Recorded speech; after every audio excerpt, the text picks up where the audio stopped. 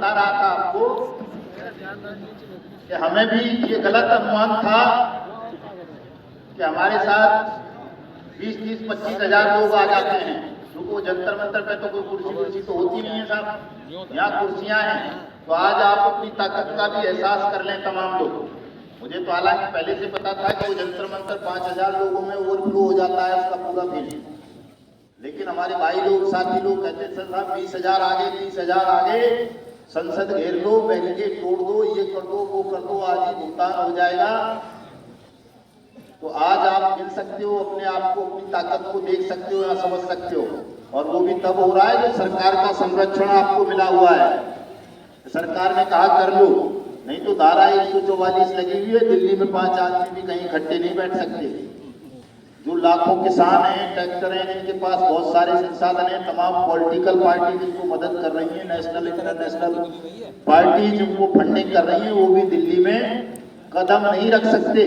लेकिन चूंकि आप वास्तव में पीड़ित हैं, आप सबके साथ एक जघन्य अपराध घटित हुआ है, ठगी की घटनाएं हुई हैं, आपका पैसा लूटा गया है, इसलिए आपको दिल्ली में, दिल्ली के दिल में राष्ट्रपति भवन बिल्कुल पास में ही है, यहाँ से किनारे पे बैठे हुए हो आप राष्ट्रपति भवन के, वहाँ आपका ये कार्यक्रम आयोजित करने की अनुमति मिली है।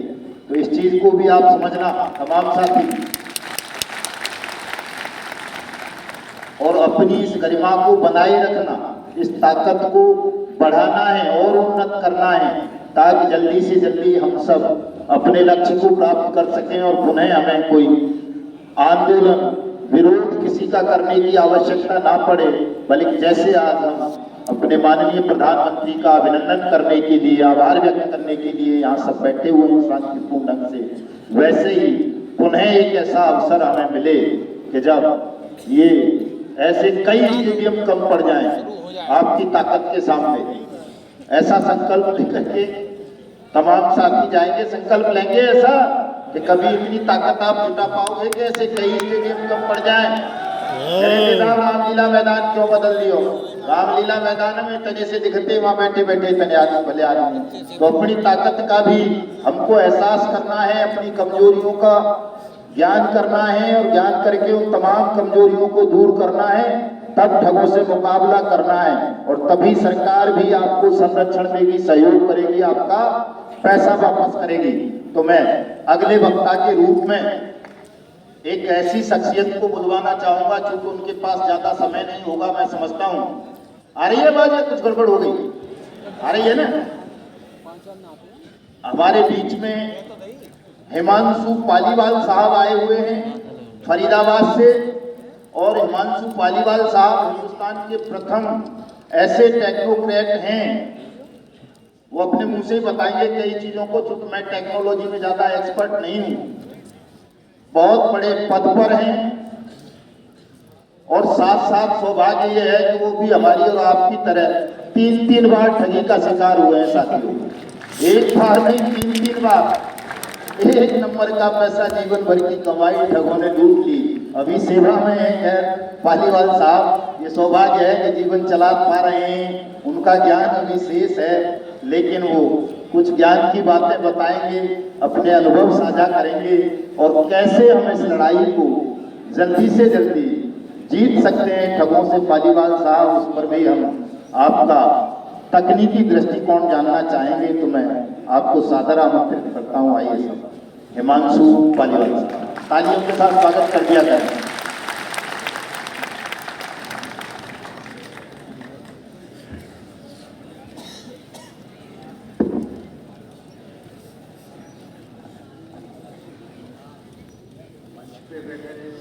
सारे महानुभाव, भाइयों बहनों, अच्छा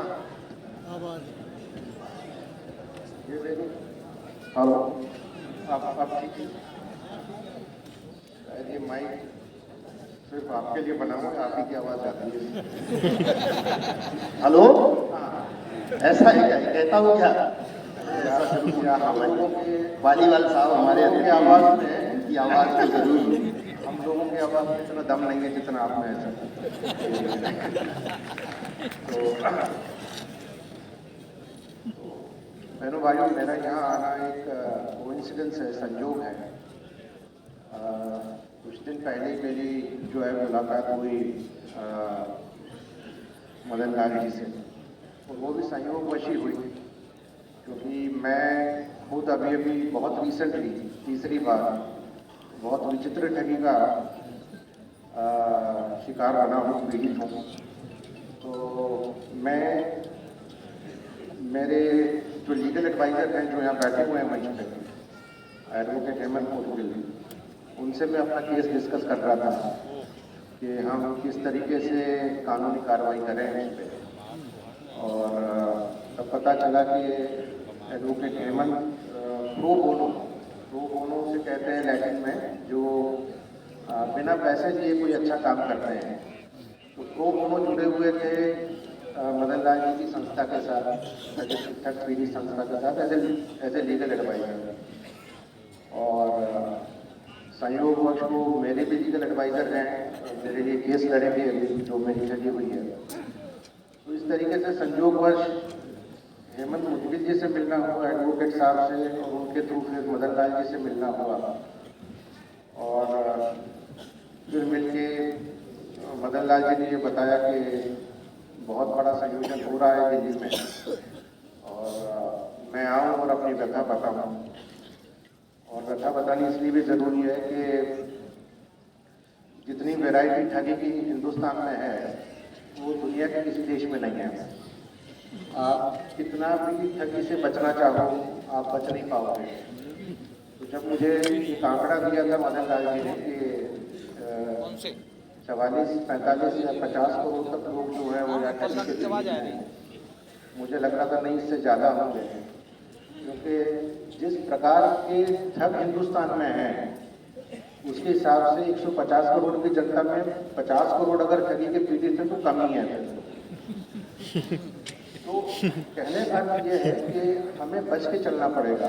बच के इसलिए चलना पड़ेगा कि हर व्यक्ति, चाहे कितना भी पढ़ा लिखा हो, कितने भी बड़े पद पर बैठा हो और कितना भी ज्ञान रखता हो, यहाँ तक कि वकील, IPS और IAS ऑफिसर्स भी ठगी के पीड़ित हैं। तो आप समझ सकते हैं कोई ना छोड़ो भैया, ठगों की संख्या और ठगों का जो मॉडल ऑपरेंडी जिसे कहते हैं, काम करने का तरीका कितना अलग है और कितना चालाकी भरा है।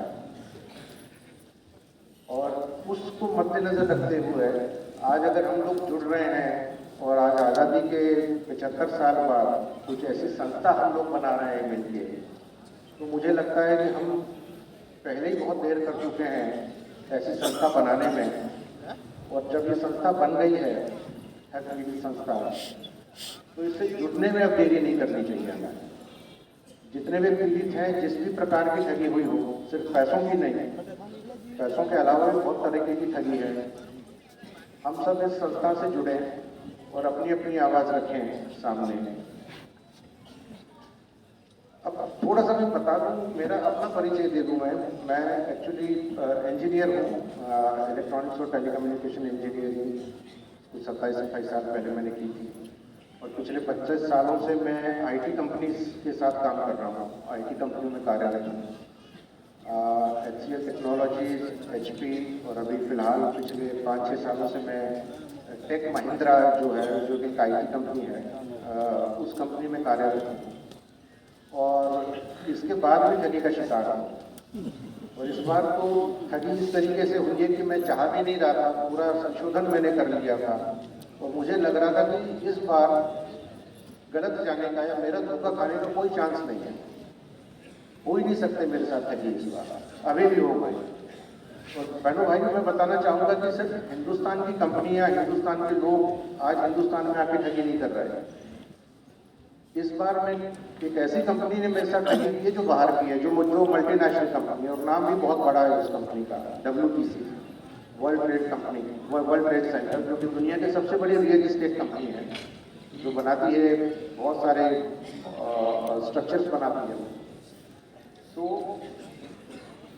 आपको ये जानकारी होगी कि भाई एक एग्रीमेंट साइन होता है, PDC चेक दिया जाता है, PDC चेक देने के बाद उसको ऑनर करना बहुत ज़रूरी होता है, वरना उन पर केसेस होते हैं।